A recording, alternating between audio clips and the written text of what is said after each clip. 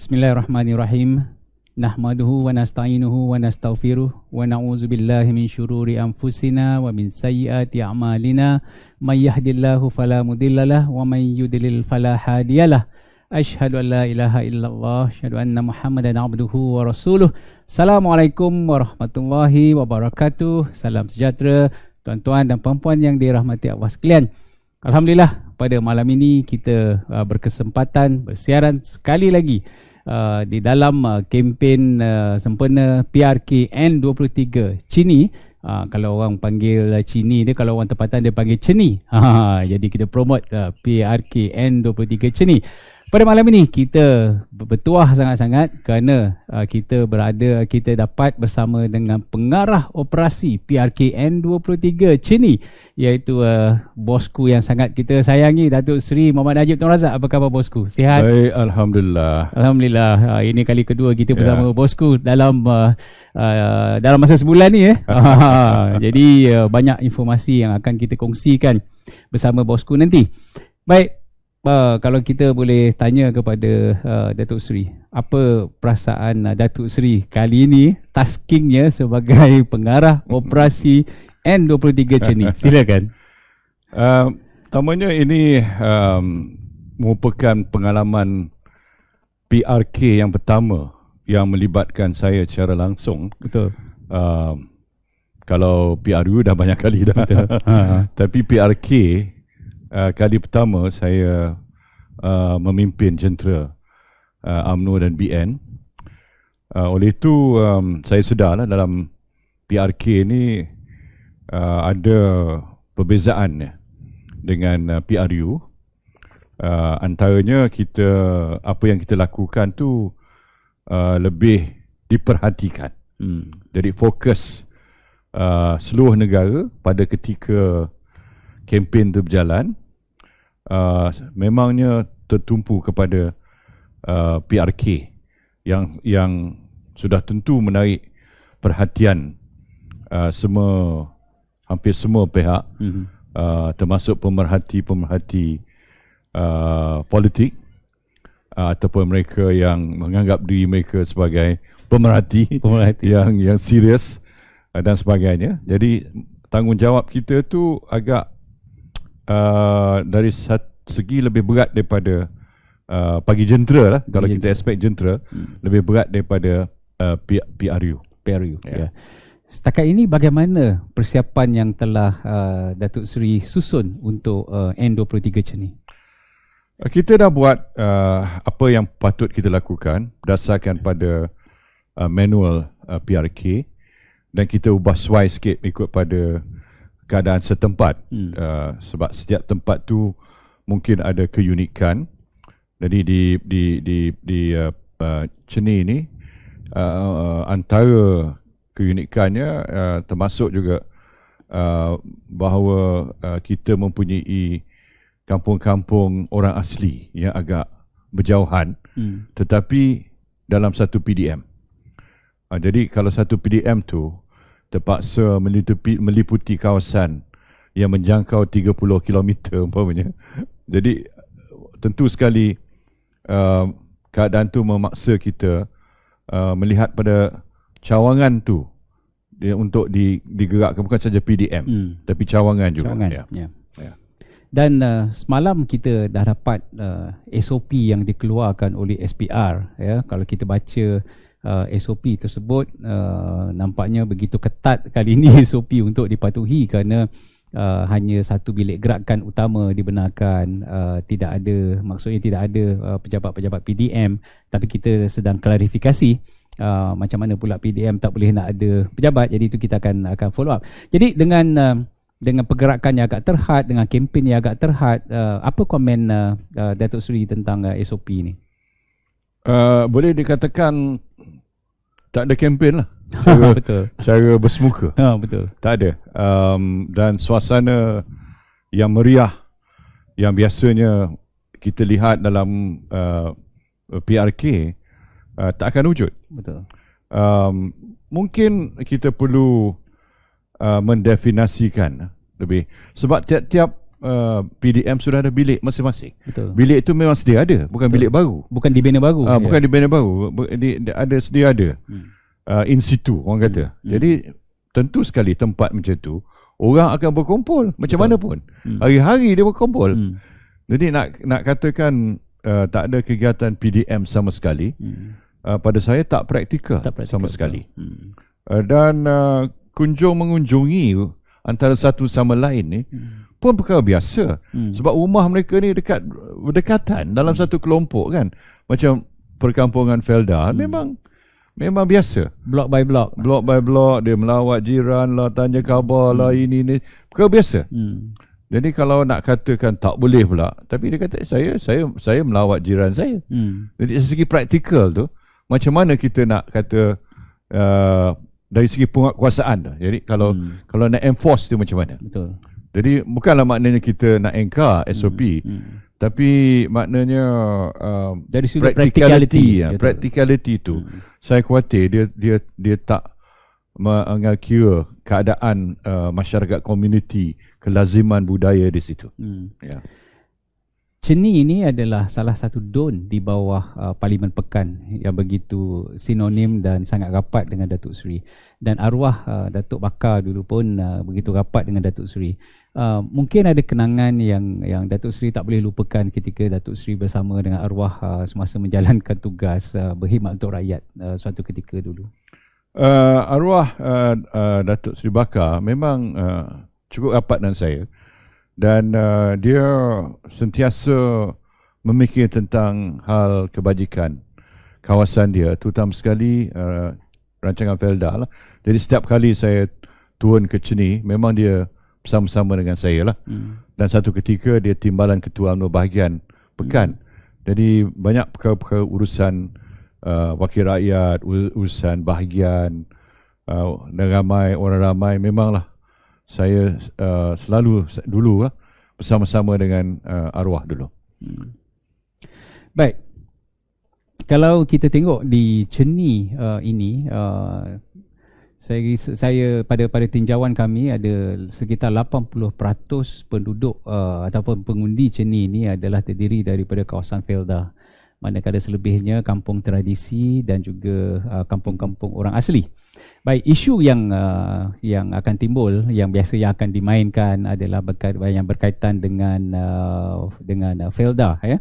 Dan juga banyak juga kita dah dengar tentang polemik siapa calon dan sebagainya, tapi itu nanti kita bahaskan kemudian.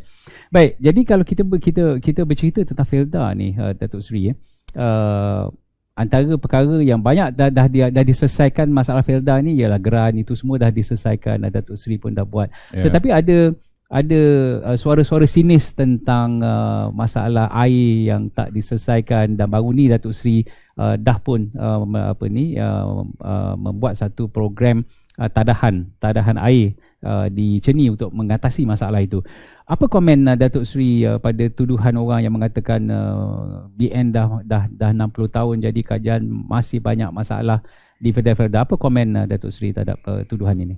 Sebenarnya kalau kita lihat dari segi kemajuan, memang kawasan Felda ni banyak berubah lah daripada asal.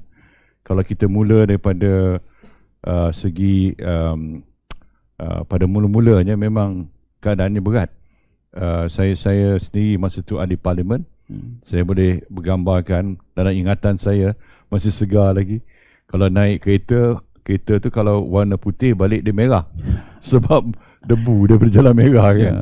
Dan tak ada bekalan air, elektrik, sebagainya. Rumah asal, rumah papan yang orang kata begitu sempit rumah tu dan sebagainya. Tapi hari ini kita pergi jadi macam rumah kelas pertengahan, rumah batu, jalan pun elok, ada tempat-tempat komuniti, tadika dan sebagainya. Jadi tak ada siapa yang boleh kata bahawa kemajuan tidak boleh dilihat.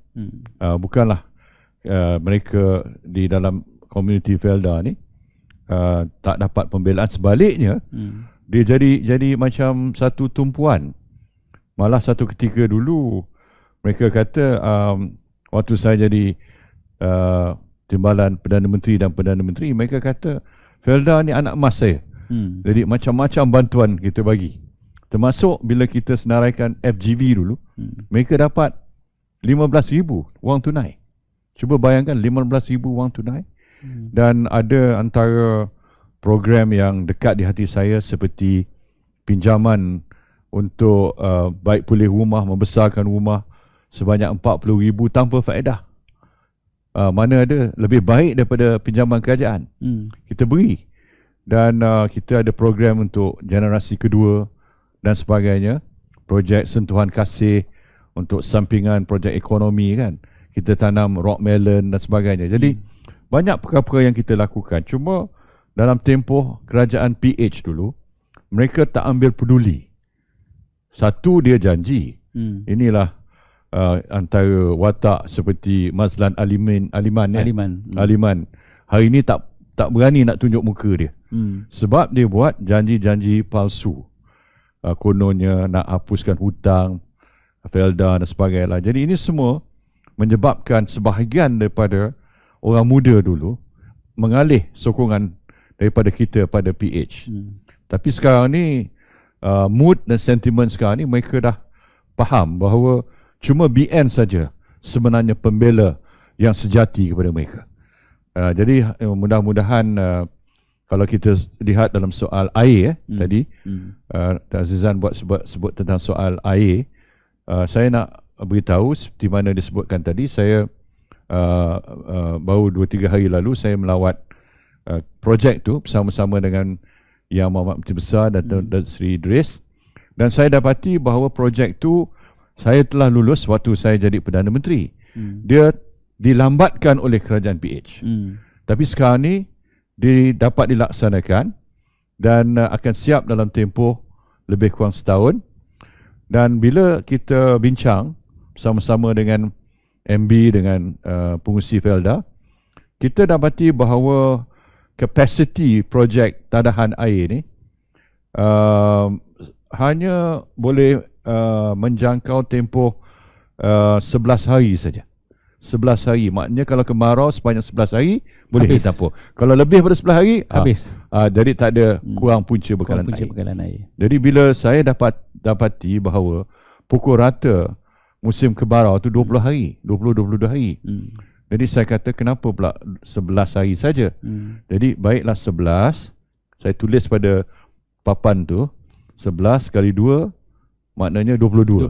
Saya kata inilah patutnya kapasitinya 22 hari dan kos tambahannya 10 juta tambahan. Jadi saya minta pengurusi Felda Datuk Idris lulus serta-merta on the spot. Dia pun setuju. Dia sign kat situ 10 juta. Jadi projek tu hasil daripada lawatan tu tiba-tiba kapasiti tu meningkat 100% daripada dia. Jadi saya nak beritahu dia akan beri manfaat pada lebih kurang 6,000, hampir 6,500 isi rumah. Jadi boleh dikatakan bila siapnya projek ni nanti tak ada lagi masalah air untuk di sini nanti. Baik, tuan-tuan dan puan-puan, ingin kami jelaskan di sini bahawa bukan kerajaan Barisan Nasional ini dia abandon ataupun sahaja menganaktirikan ceni ni. Bajet awal telah diluluskan pada ketika itu oleh kerajaan Barisan Nasional, tetapi saya mendapat maklumat daripada Menteri Besar dan juga Datuk Seri sendiri, projek itu dilambatkan, ada kata nak di downsizekan dan sebagainya. Tetapi alhamdulillah Allah lebih menyayangi orang-orang ceni. Kita berlaku perubahan kuasa di Peringkat Pusat dan projek itu mampu diteruskan untuk kebaikan orang-orang ceni sendiri. Baik, itu air. Kemudian kita nak beralih tentang soal perumahan generasi kedua Felda.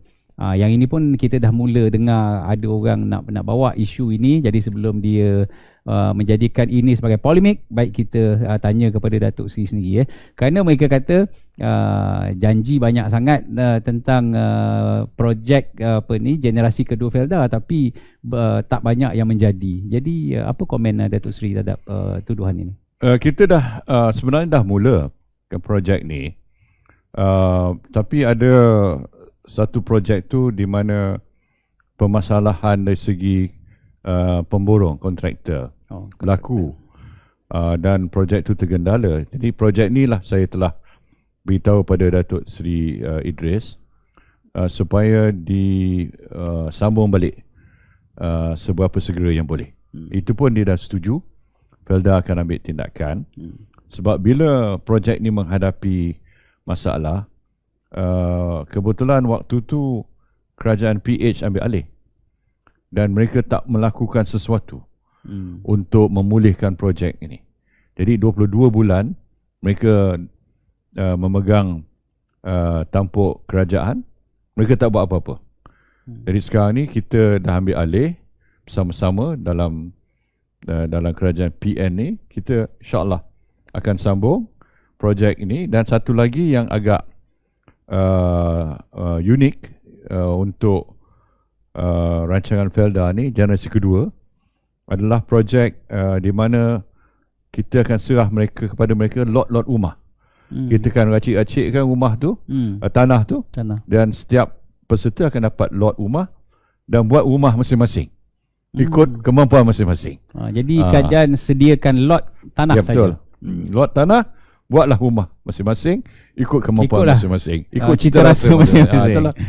Jadi itu agak menarik dan itu insya-Allah kita akan laksanakan. Dan dalam pada itu semasa 22 bulan tu tak ada pula kita Datuk Seri nampak kelibat NGO anak Mazlan Aliman tak ada datang nak selesaikan dalam tempoh 22 bulan tu. Tak ada. Tak nampak. Malah dia takut nak tunjuk muka dia. Tak berani. Tak berani ya. Saya cabar dia lah, pergilah ke Ceni ni. Masuk kempen ni, tengoklah macam mana sambutan.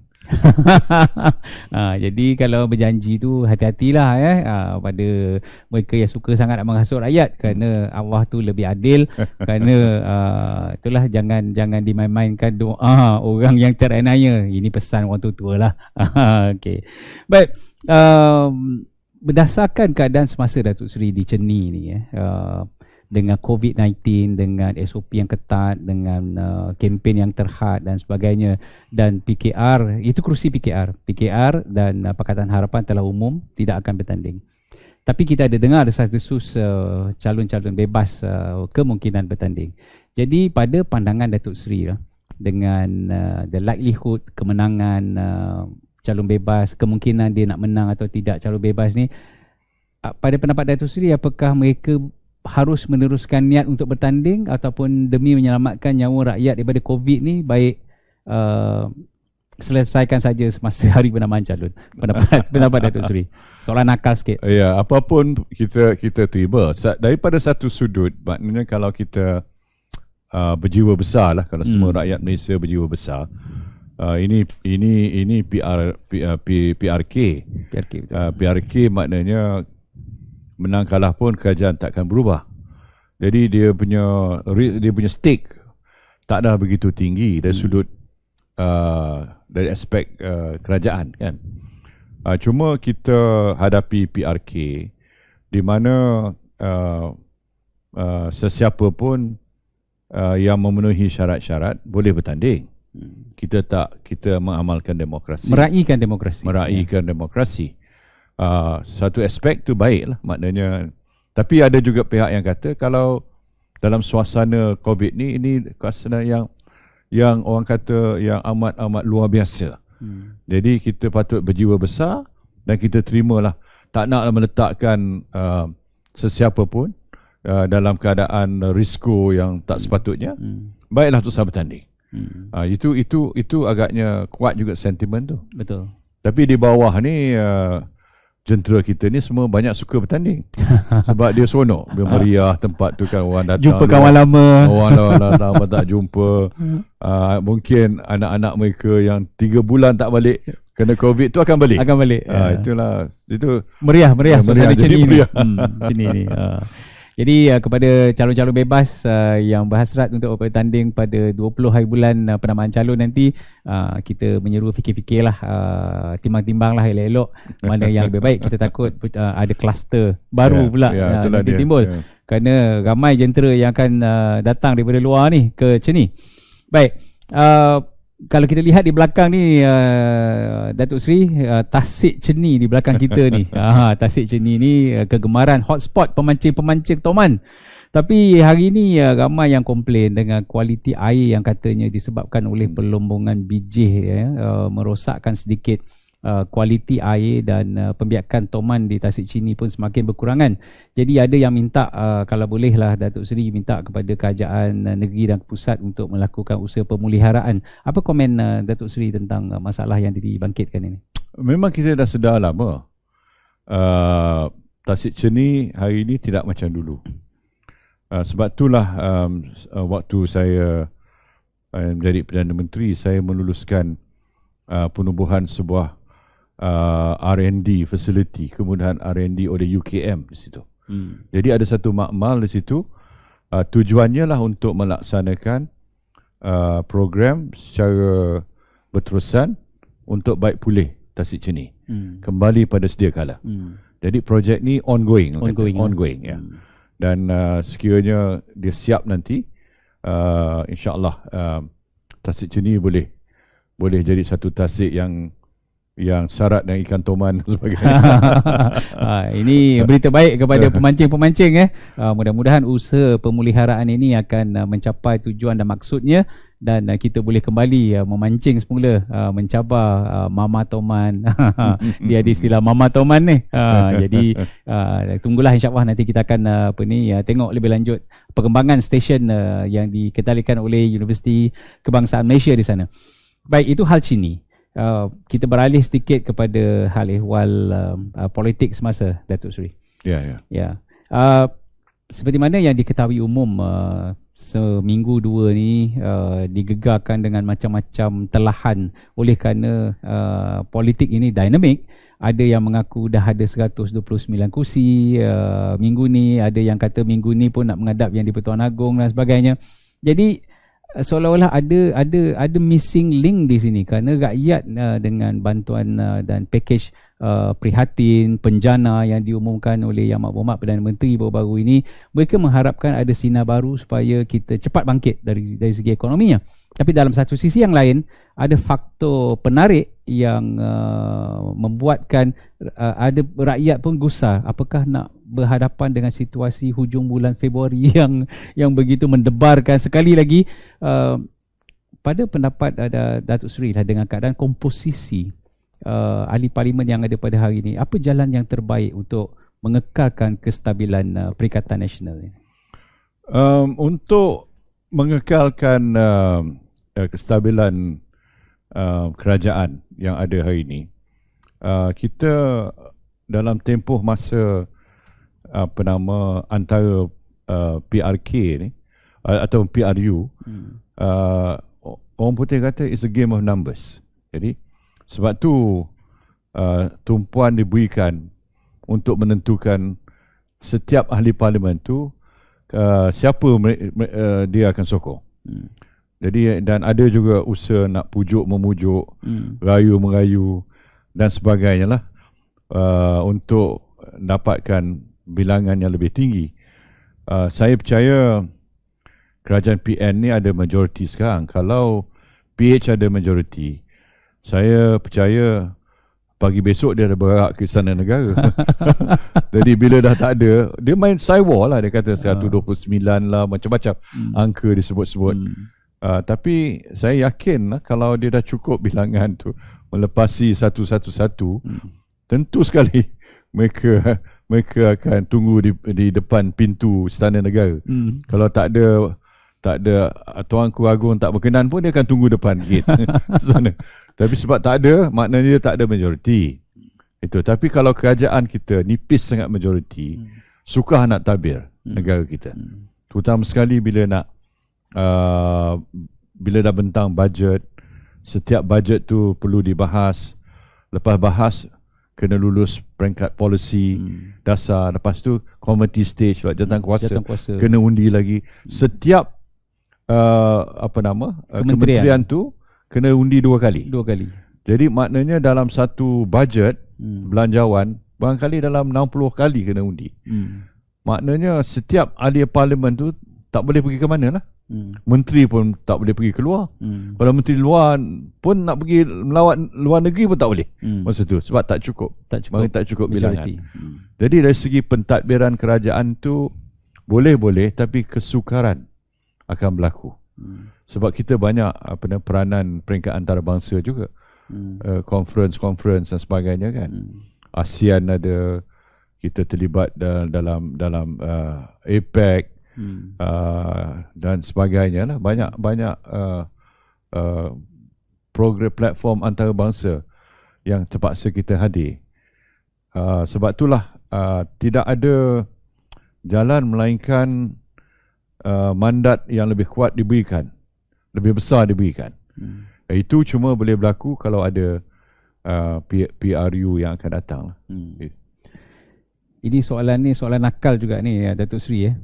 Kalaulah Datuk Seri yang memegang teraju sebagai Perdana Menteri dengan keadaan politik sekarang ini, apakah jalan terbaik yang Datuk Seri sendiri akan ambil? Yalah, tu saya kata, kalau kita betul-betul nak elak daripada keadaan yang tidak menentu ni, uncertainty, dalam demokrasi berparlimen ni, dia tak ada pilihan lain melainkan kita kembali pada rakyat, mendapatkan mandat baru, dan mudah-mudahan mandat yang lebih meyakinkan. Itu saja. Tapi mungkin Perdana Menteri ada perkiraan jugalah. Mungkin dia nak tengok pada keadaan timing yang sesuai, nak tengok dia punya package rangsangan dengan penjana tu berjalan dan sebagainya lah. Ini soal PRU ni pun soal timing juga. Betul. Mana bila yang sesuai dan sebagainya. Baik, soalan ini penting sebenarnya tuan-tuan dan puan-puan, kerana kami pun banyak berwacana dengan para cendekiawan. Nampak gayanya kita masih tak nampak jalan terbaik selain daripada memulangkan semula mandat itu kepada rakyat. Tetapi apa pun, kita serahkan kepada kebijaksanaan pemimpin-pemimpin yang ada pada hari ini untuk mereka membuat keputusan. Yang paling penting, kestabilan politik ini sangat utama, kerana tanpa kestabilan politik, ekonomi kita akan ada masalah. Baik, lanjutan daripada soalan ini, Datuk Seri. Sekarang ini kita berhadapan dengan bukan persimpangan, kita berhadapan dengan satu persoalan yang agak rumit juga untuk kita rungkai.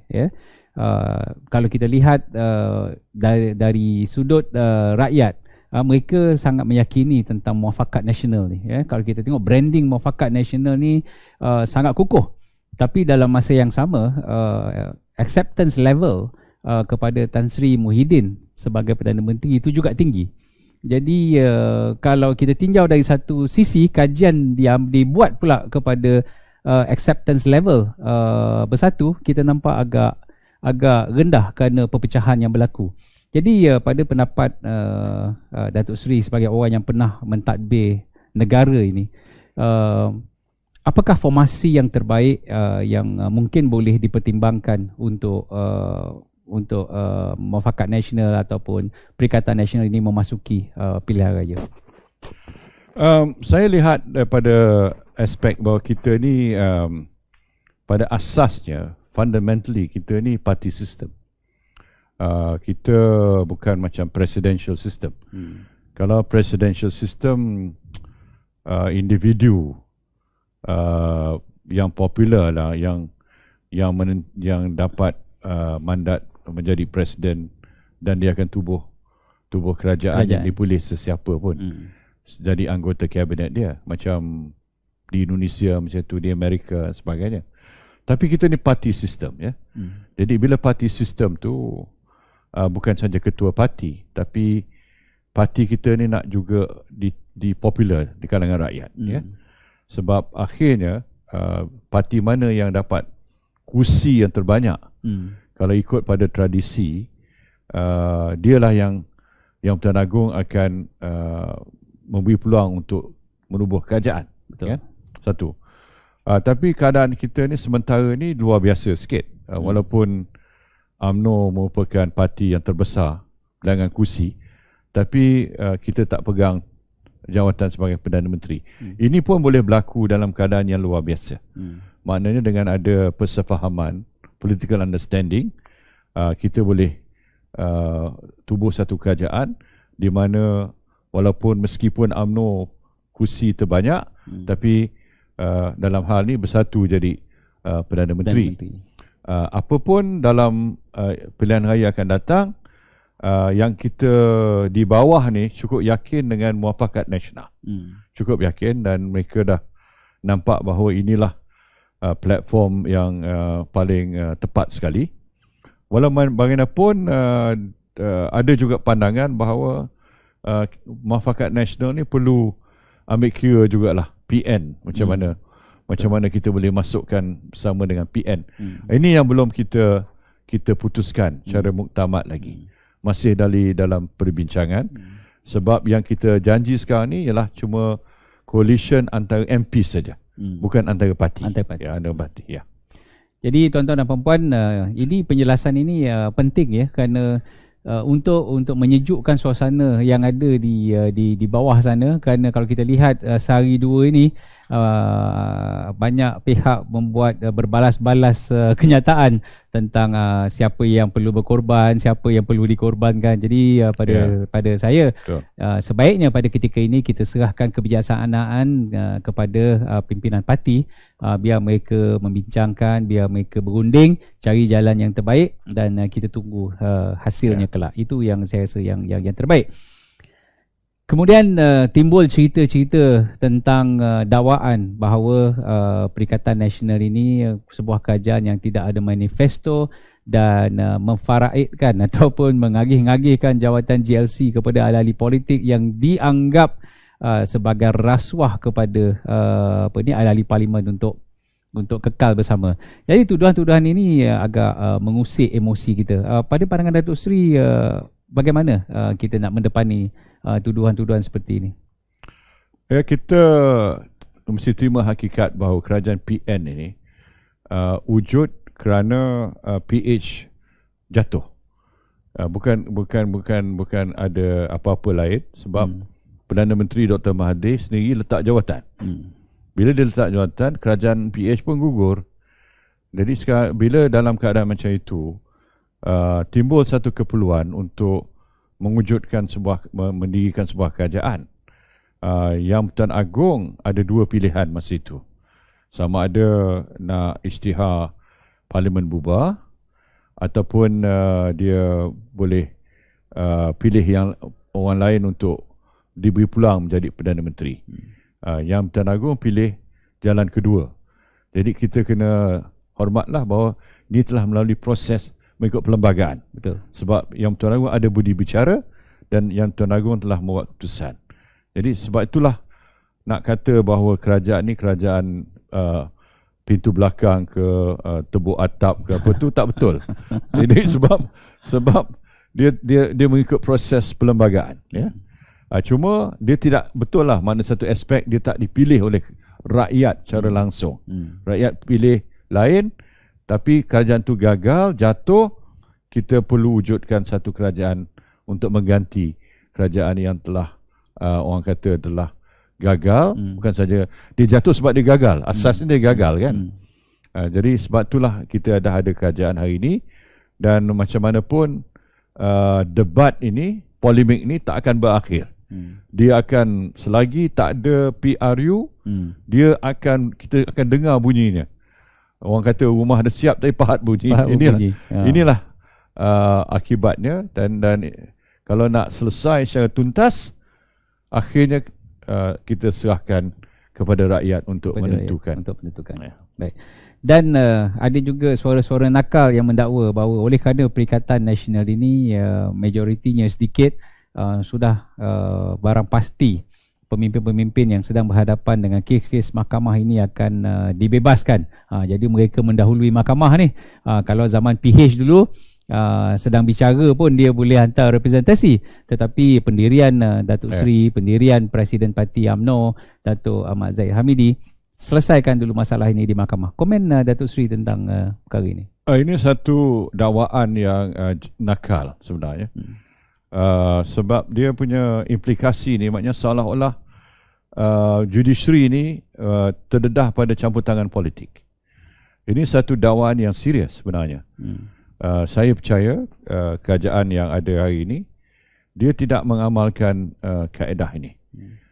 Judiciary mesti bebas dan setiap satu kes tu mestilah diputuskan berdasarkan pada undang-undang dan juga evidence, ya, bukti dan undang-undang. Itu dua, ya.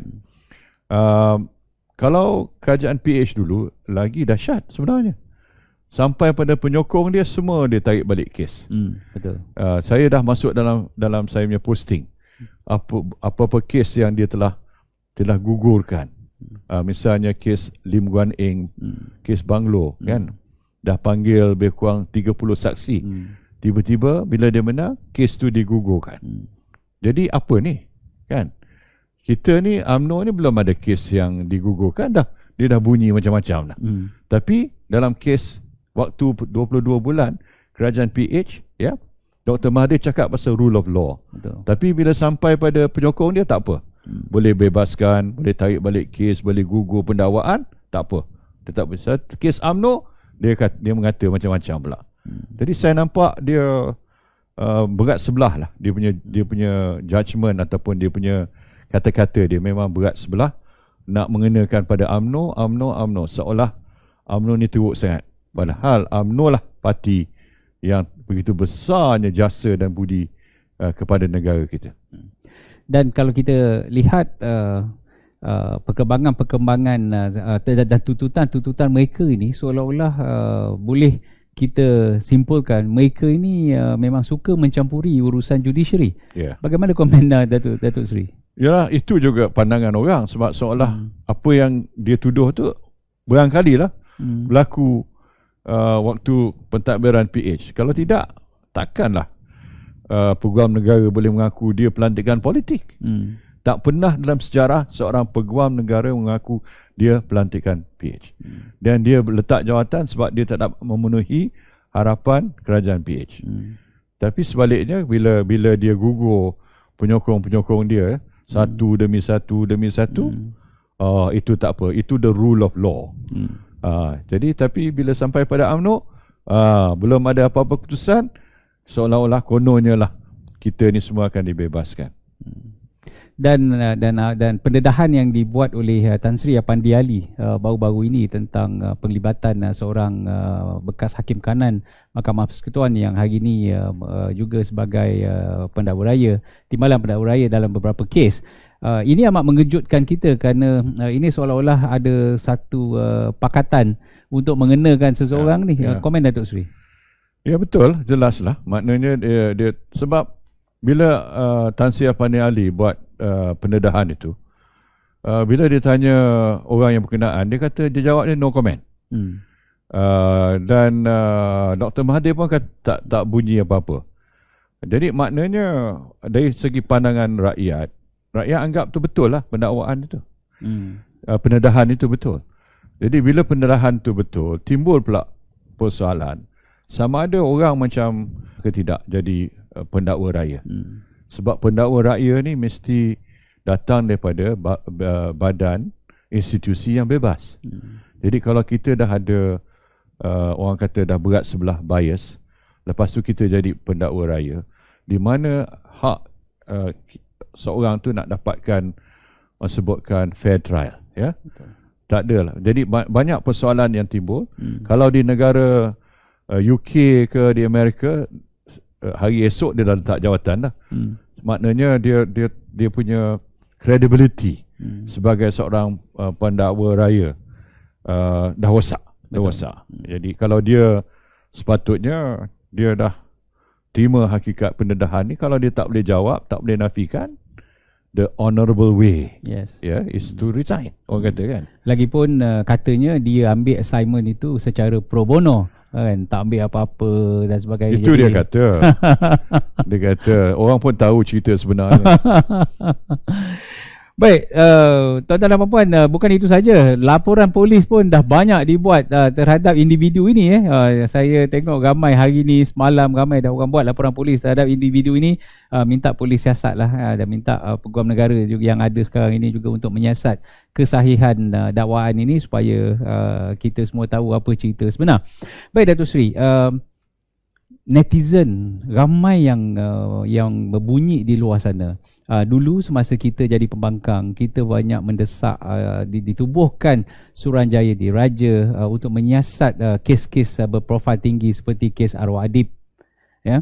Tetapi hari ini kita menjadi ahli parlimen kita menjadi sebahagian daripada kerajaan Perikatan Nasional.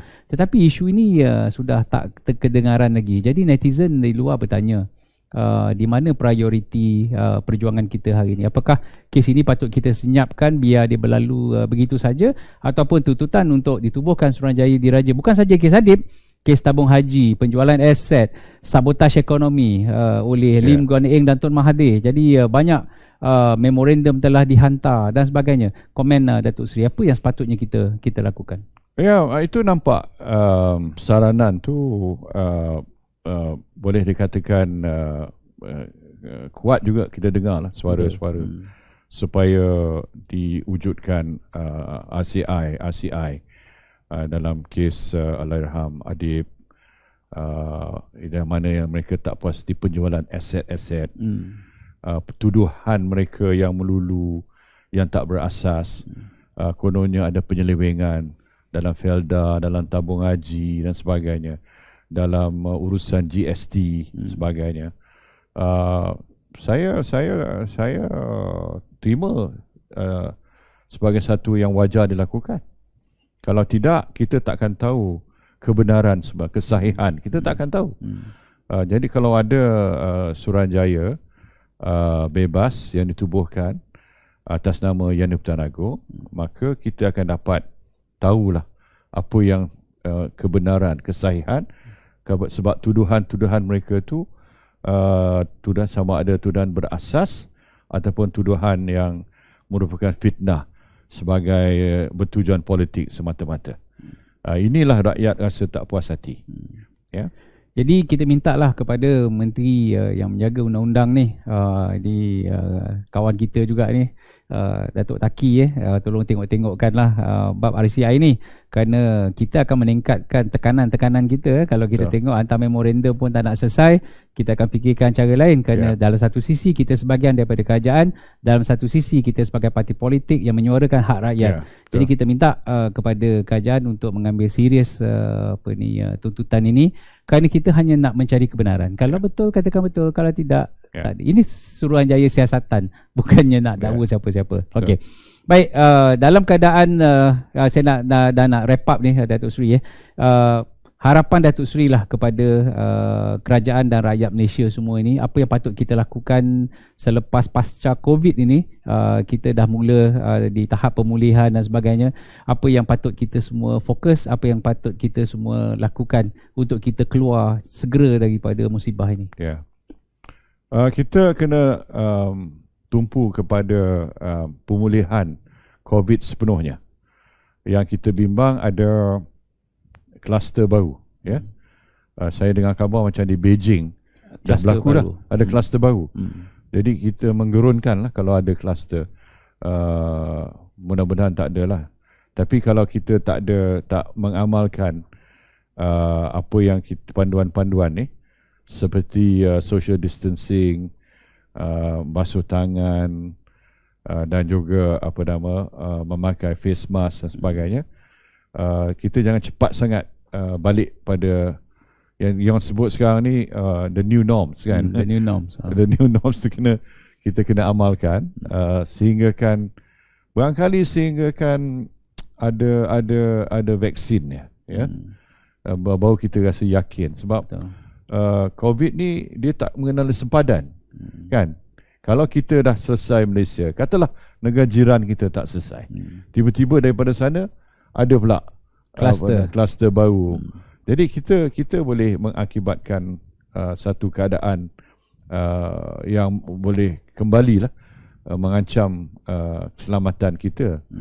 Sebab itulah saya lihat satu aspek tu kita kena amalkan, ya.